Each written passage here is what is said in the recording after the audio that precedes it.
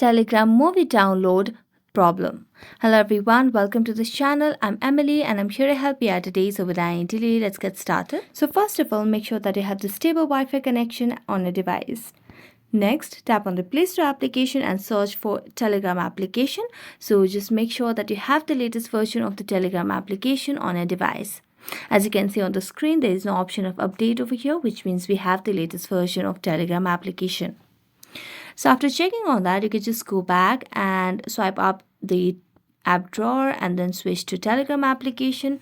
Make a long press on it.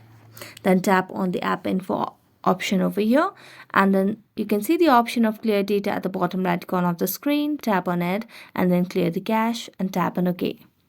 Next, what you can simply do is make a long press on the power button and then tap on reboot and restart the device, and this might fix the issue as well. So thank you so much for watching this video. See you next time.